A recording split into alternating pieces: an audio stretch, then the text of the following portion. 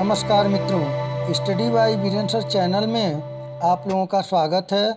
जैसा कि हम लोग दीनदयाल उपाध्याय गोरखपुर विश्वविद्यालय गोरखपुर के बीएड फोर्थ सेमेस्टर से संबंधित महत्वपूर्ण प्रश्न पत्रों को हल कर रहे हैं, संभावित प्रश्नों को हल कर रहे हैं। आइए इसी क्रम में आज हम लोग third paper EDU BEd 115 challenges and issues of education in India, Bharat में शिक्षा की चुनौतियां एवं मुद्दों से संबंधित जो आपका थर्ड पेपर है, इससे महत्वपूर्ण ऑब्जेक्टिव इन टर्म से संबंधित महत्वपूर्ण 40 प्रश्नों को देखते हैं। यह देखकर बड़ा खुशी हुई कि जो मैं फर्स्ट पेपर और सेकंड पेपर से संबंधित प्रश्न पत्र बनाया था, संभावित प्रश्न, उसमें से मैक्सिमम प्रश्न आपको मिले हैं। आपका पेपर अच्छा हुआ होगा। आइए शुरू करते हैं। यदि आप चैनल पर नए हैं तो चैनल को लाइक, शेयर और सब्सक्राइब करना न भूलें। पहला आज का प्रश्न है, SCQI का विस्तृत रूप है तो school education quality index. SCQI Hindi है स्कूल शिक्षा गुणवत्ता सूचकांक। दूसरा प्रश्न है, किस अधिनियम के लागू होते ही 6 से 14 वर्ष के बच्चों के लिए शिक्षा मौलिक अधिकार बन गया? तो यह शिक्षा का अधिकार अधिनियम 2009। और शिक्षा का अधिकार अधिनियम कब लागू हुआ यदि पूछा जाए तो वह 1 अप्रैल 2010 को लागू हुआ था। तीसरा प्रश्न है, 1976 से पूर्व शिक्षा का पूर्ण रूप से उत्तरदायित्व किसका था? तो आप जानते भी होंगे कि 1976 से पूर्व जो शिक्षा का दायित्व था वह राज्यों को था, यानी कि राज्य सूची का विषय था। अगर यह प्रश्न पूछे इस समय शिक्षा भारतीय संविधान के किस सूची में रखा गया है, तो समवर्ती सूची में रखा गया है, जिस पर केंद्र और राज्य दोनों का अधिकार होता है। इस प्रकार के प्रश्नों को तैयार कर लें, क्योंकि जो परीक्षा में प्रश्न पूछे जा रहे हैं फर्स्ट सेकंड पेपर को देखते हुए यह क्लियर नहीं है कि प्रश्न कहाँ से बने। अगले प्रश्न को देखें। अगला प्रश्न है, SER का पूर्ण रूप है जो कि 2005 में आया था, तो annual status of education report Hindi है शिक्षा रिपोर्ट वार्षिक स्थिति। पांचवा प्रश्न है, भारत में सरकारी स्कूल में पढ़ने वाले बच्चों का अनुपात अब घटकर प्रतिशत रह गया है, यानी कि कितना प्रतिशत रह गया है? तो यह 45% यानी कि 45% रह गया है, जो कि एक चिंतनीय है, सोचनीय है। अगला प्रश्न है, पूर्व प्राथमिक शिक्षा के आयु के बच्चों को दी जाती है? तो पूर्व प्राथमिक शिक्षा 3 से 6 वर्ष के आयु के बच्चों को दी जाती है। आइए अगले प्रश्न को देखें। प्रश्न संख्या 7 है, नई शिक्षा नीति 2020 के अनुसार कब तक देश का प्रत्येक बच्चा कक्षा 3 तक के मूलभूत साक्षरता एवं संख्या ज्ञान को अनिवार्य रूप से प्राप्त कर लेगा? तो 2026-27 तक यह लक्ष्य रखा गया है कि राष्ट्रीय शिक्षा नीति के अनुसार कि देश का प्रत्येक बच्चा कक्षा 3 के मूलभूत साक्षरता एवं संख्या ज्ञान को 2026-27 तक अनिवार्य रूप से प्राप्त कर लेगा। आठवां प्रश्न है, भारत में प्राथमिक शिक्षा प्रदान की जाती है? तो भारत में प्राथमिक शिक्षा सरकारी एवं गैर सरकारी संगठनों द्वारा प्रदान की जाती है। प्रश्न संख्या 9 है, पूर्व को सफल और सार्थक बनाने के लिए सरकार को क्या करना चाहिए? तो इसके लिए गैर सरकारी विद्यालयों की फीस पर नियंत्रण व उचित छात्रवृत्ति की व्यवस्था करके पूर्व प्राथमिक शिक्षा को सफल और सार्थक सरकार बना सकती है। आइए अगले प्रश्न को देखें।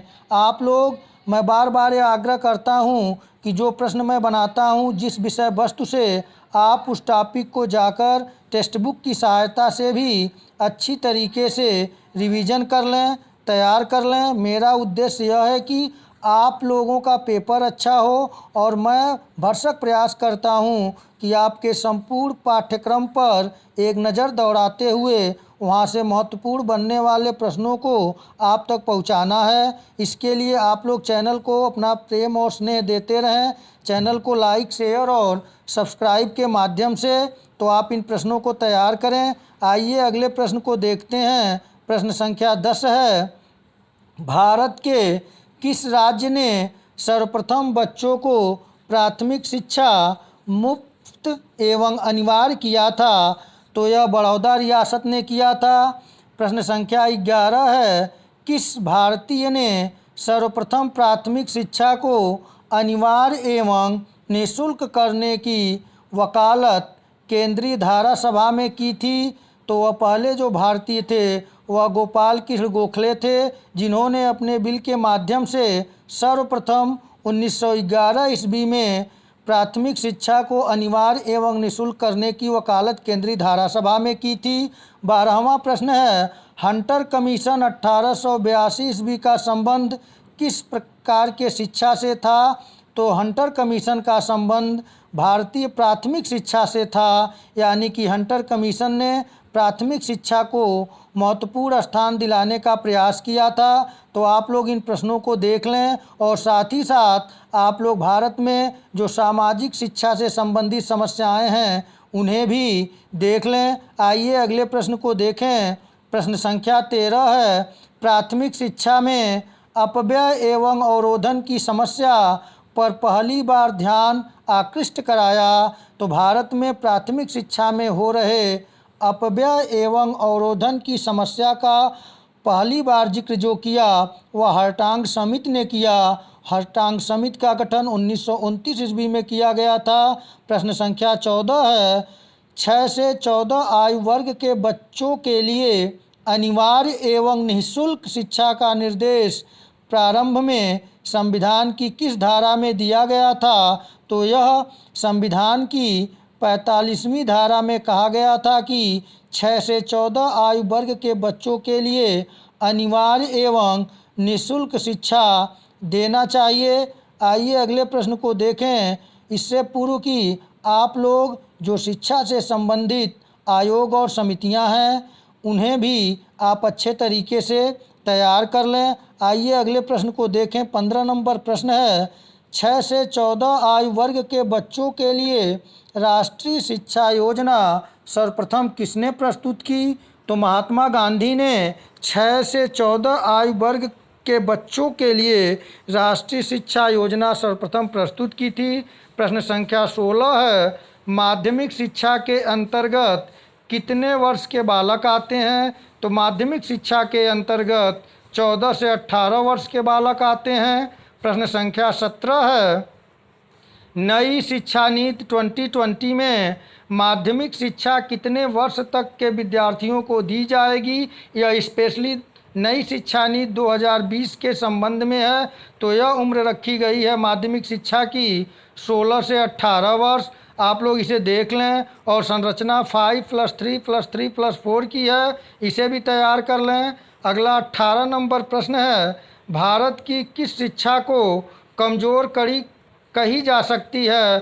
तो माध्यमिक शिक्षा को। और यह किसने कहा कि माध्यमिक शिक्षा भारत की निर्बल कड़ी है? तो यह राधा कृष्णन आयोग ने कहा था। और राधा कृष्णन आयोग की स्थापना कब किया गया था? तो 1948-49 में, जो कि विश्वविद्यालय शिक्षा आयोग के नाम से भी जानते हैं, उसे भी तैयार कर लें। 19 नंबर प्रश्न है, उच्च शिक्षा में सकल नामांकन अनुपात का लक्ष्य 50% रखा गया है। तो उच्च शिक्षा में नई राष्ट्रीय शिक्षा नीति 2020 के अनुसार 2035 तक उच्च शिक्षा में सकल नामांकन अनुपात का लक्ष्य 50% रखा गया है।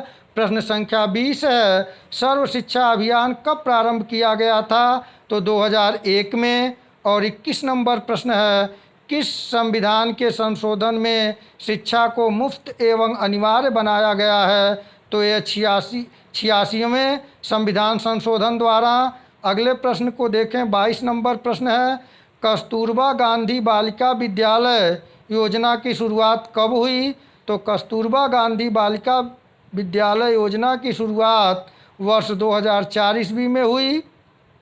प्रश्न संख्या 23 है, निजी स्कूलों में पिछड़े वर्ग के बच्चों के लिए आरक्षित किए जाने का प्रावधान है? तो 25 सीटें। प्रश्न संख्या 24 है, शिक्षा अधिनियम के अंतर्गत छात्र शिक्षक अनुपात कितना है?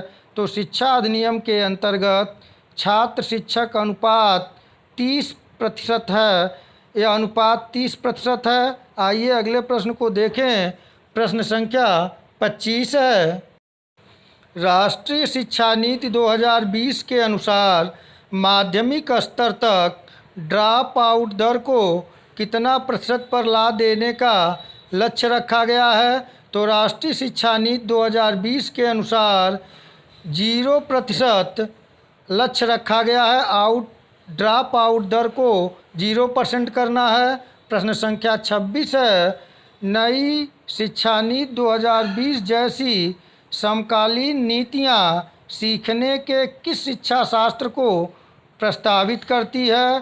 तो नई शिक्षा नीति 2020 जैसी समकालीन नीतियां सीखने के अनुभवात्मक शिक्षा शास्त्र को प्रस्तावित करती है। प्रश्न संख्या 27 है, NEP 2020 के अनुसार प्रौढ़ शिक्षक ढांचे को विकसित करने की जिम्मेदारी निम्नलिखित में से किस संगठन को दी गई है?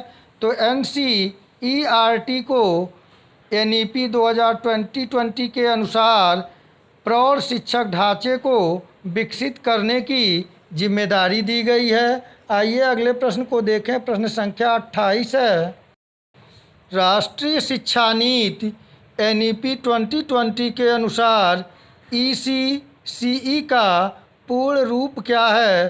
तो राष्ट्रीय शिक्षा नीति NEP 2020 के अनुसार ECCE का पूर्ण रूप है early childhood care and education. Hindi है बाल्यावस्था की देखभाल और शिक्षा। प्रश्न संख्या 29 है, नई शिक्षा नीति स्तंभों पर आधारित है। NEP 2020 में कितने स्तंभ हैं? तो नई शिक्षा नीति 2020 5 स्तंभों पर आधारित है और उन स्तंभों का नाम है पहुँच, समता, गुणवत्ता, वहनीयता और जवाबदेही है। तो अगर यह प्रश्न पूछे नई शिक्षा नीति कितने स्तंभों पर आधारित है, तो 5 स्तंभों पर। स्तंभों का नाम पहुँच, समता, गुणवत्ता, वहनीयता और जवाबदेही है। तो आप लोगों से मेरा ये भी आग्रह है कि आप लोग राष्ट्रीय शिक्षा नीति 2020 को अच्छे तरीके से रिवीजन कर लें। वहाँ से भी प्रश्न बनाए जाएंगे परीक्षा में, क्योंकि करंट को ध्यान में दिया जा रहा है। आइए अगले प्रश्न को देखें। प्रश्न संख्या 30 है, राष्ट्रीय शिक्षा नीति 2020 लागू करने वाला प्रथम राज्य कौन सा है? तो कर्नाटक राज्य राष्ट्रीय शिक्षा नीति 2020 को लागू करने वाला भारत का प्रथम राज्य है। प्रश्न संख्या 31 है, राष्ट्रीय शिक्षा नीति 2020 किसकी सिफारिश करती है? तो राष्ट्रीय शिक्षा नीति 2020 बहुभाषावाद को सिफारिश करती है। यह भारतीय राष्ट्रीयता के विकास में भी एक बहुत बड़ी यह बाधा है। बहुभाषावाद, भारत में इतनी भाषाएं बोली जाती हैं कि उसे एक भाषा के रूप में पिरोना बड़ा ही कठिन कार्य है। प्रश्न संख्या 32 है, मूल्यांकन के संदर्भ में राष्ट्रीय शिक्षा नीति 2020 में छात्रों के लिए किस प्रकार का रिपोर्ट कार्ड प्रस्तावित किया गया है? तो 360 डिग्री बहुआयामी रिपोर्ट कार्ड प्रस्तावित किया गया है। अर्थात कहने का तात्पर्य है कि मूल्यांकन के संदर्भ में राष्ट्रीय शिक्षा नीति 2020 के अनुसार छात्रों के सर्वांगीण मूल्यांकन पर विशेष ध्यान दिया गया है, जिससे कि बच्चे का यानी कि छात्रों का सही मूल्यांकन हो सके। इसलिए 360 डिग्री बहुआयामी रिपोर्ट कार्ड प्रस्तावित किया गया है। आइए अगले प्रश्न को देखें। प्रश्न संख्या 33 है, राष्ट्रीय शिक्षा नीति 2020 के अनुसार विद्यार्थियों के मूल्यांकन में किन आयामों की प्रगति व अद्वितीयता को शामिल करना चाहिए? तो राष्ट्रीय शिक्षा नीति 2020 के अनुसार विद्यार्थियों के मूल्यांकन में संज्ञानात्मक, भावात्मक और मनोगत्यात्मकता को शामिल करना चाहिए। प्रश्न संख्या 34 है, राष्ट्रीय शिक्षा नीति 2020 में की गई स्तुतियों के अनुसार खाली स्थान तक सभी उच्चतर शिक्षण संस्थानों का लक्ष्य बहुविषयी संस्थानों में परिणत होना है तथा विद्यार्थियों के नामांकन में बहुत अधिक वृद्धि करना है।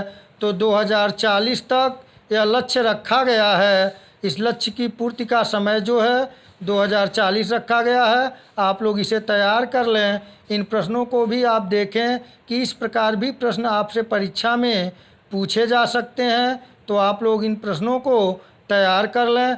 आइए अगले प्रश्न को देखें। अगला प्रश्न है प्रश्न संख्या 35, निरंतर पेशागत विकास और आत्मोत्कर्ष के लिए प्रत्येक शिक्षक को प्रतिवर्ष न्यूनतम कितने घंटे व्यतीत करने चाहिए? तो 50 घंटे। प्रश्न संख्या 36 है, NEP 2020 द्वारा यथा प्रस्तावित विद्यालयी शिक्षा की नई पाठ्यचर्या और शैक्षणिक संरचना है। तो 5+3+3+4 है। प्रश्न संख्या 37 है, ईस्ट इंडिया कंपनी को भारतीय शिक्षा का दायित्व ब्रिटिश संसद द्वारा कब दिया गया? तो 1813 ईस्वी के चार्टर द्वारा ईस्ट इंडिया कंपनी को भारतीय शिक्षा का उत्तरदायित्व ब्रिटिश संसद द्वारा दिया गया। तो आप इसे तैयार कर लेंगे। भारत में 1813 ईस्वी में ईस्ट इंडिया कंपनी को शिक्षा का उत्तरदायित्व दिया गया। अगला प्रश्न 38 नंबर प्रश्न है, भारत में क्रमागत विद्यालयों की स्थापना किस घोषणा पत्र के द्वारा दिया गया? तो 18 के वुड के घोषणा पत्र द्वारा भारत में क्रमागत विद्यालयों की स्थापना और साथ ही साथ विश्वविद्यालयों की स्थापना का सुझाव दिया गया। 39 नंबर प्रश्न है, स्वतंत्र भारत का पहला शिक्षा आयोग कौन सा था? तो 1948-49 ईस्वी का राधाकृष्णन आयोग, जिसे विश्वविद्यालय शिक्षा आयोग से नाम से जाना जाता है, स्वतंत्र भारत का पहला शिक्षा आयोग था। और यदि भारत में पहला शिक्षा आयोग की बात करें तो 1882 का हंटर कमीशन, और स्वतंत्र भारत का शिक्षा आयोग की बात करें तो वह होगा कोठारी कमीशन 1964-66 ईस्वी। प्रश्न संख्या 40 और आज का अंतिम प्रश्न है, स्वतंत्र भारत के पहले शिक्षा मंत्री कौन थे? तो स्वतंत्र भारत के पहले शिक्षा मंत्री मौलाना अबुल कलाम आज़ाद जी थे।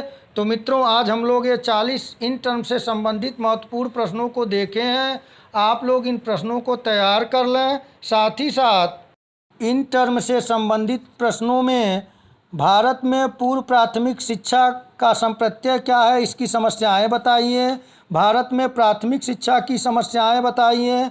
अपव्यय अवरोधन को बताइए। सर्व शिक्षा अभियान को स्पष्ट करिए। मिड डे मील योजना क्या है? छात्रों की असंतोष की समस्या पर लेख लिखिए। इत्यादि प्रश्न महत्वपूर्ण हैं। तो आप लोग इन प्रश्नों को तैयार कर लें और आप लोगों का पेपर अच्छा हो, इसी शुभकामनाओं के साथ नमस्कार।